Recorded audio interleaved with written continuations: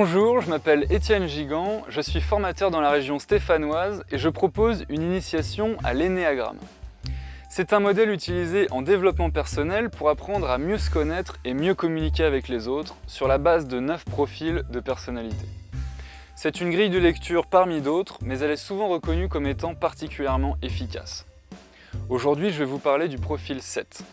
Le point 7 de l'énéagramme, c'est la partie de nous qui recherche la liberté, la réjouissance, le plaisir de goûter aux expériences et de célébrer la vie. Les gens qui incarnent le profil 7 ont à cœur particulièrement ces valeurs de liberté, de célébration, de positivité. La vie est bien trop courte pour ne pas en profiter. Pourquoi s'enfermer dans des pensées négatives? Ils ont donc un sens aiguisé de ce qu'il y a de positif dans chaque expérience et des possibilités qui s'offrent à nous en toutes circonstances. De manière générale, on peut dire que leur vie est dédiée à la célébration de la joie, l'impulsion d'idées et la contagion de la bonne humeur. Les 7 ont une imagination positive abondante, un foisonnement d'idées et de réjouissances de choses futures.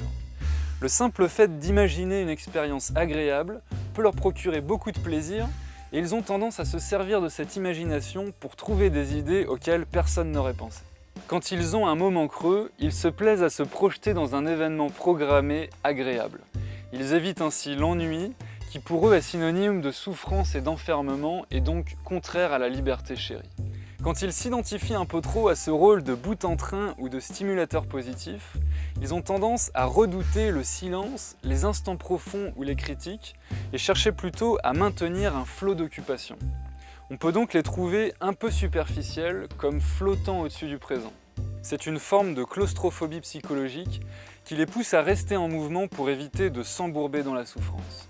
Si les 7 s'enferment dans cette stratégie d'activité permanente pour apaiser leurs besoins de plaisir et de liberté, un cercle vicieux s'enclenche. Commencer quelque chose est agréable, mais persévérer peut être pénible, ce qui peut les conduire à une forme d'éparpillement. Ils surfent sur les expériences en se disant éventuellement qu'une petite initiation peut suffire à connaître quelque chose. Plus ils se sentent enfermés, plus ils cherchent à trouver de nouvelles expériences et plus ils surchargent leur emploi du temps. Et cette pression qui devient étouffante les pousse à trouver de nouvelles activités et ainsi de suite dans une fuite en avant. Une stratégie utilisée pour soulager ce cercle vicieux consiste à se nourrir du plaisir de l'idée d'une expérience plutôt que de l'expérience elle-même. L'idée est virtuelle et donc magnifique, taillée sur mesure pour le plaisir.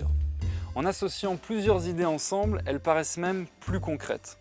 Mais à trop faire ça, on finit par confondre le virtuel et le réel, à vivre en quelque sorte sur la carte plutôt que sur le territoire. Les contretemps rencontrés dans la vie concrète deviennent alors très frustrants. Une autre stratégie utilisée par les 7 pour éviter les encombrements de la vie consiste à toujours prévoir une panoplie d'options possibles pour chaque événement planifié. Si ça se passe mal avec le plan A, c'est pas grave, j'ai un plan B. Au pire, j'ai aussi un plan C. Et à la rigueur, encore un plan D. C'est bon, j'y vais.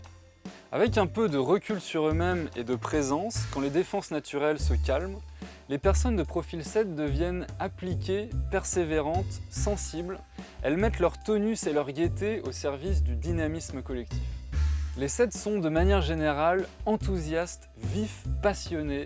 On trouve chez eux une forme de sourire à la vie qui réconforte. Si vous vous reconnaissez dans ce profil ou si certains de ces mécanismes vous ont parlé, je vous invite à laisser des commentaires.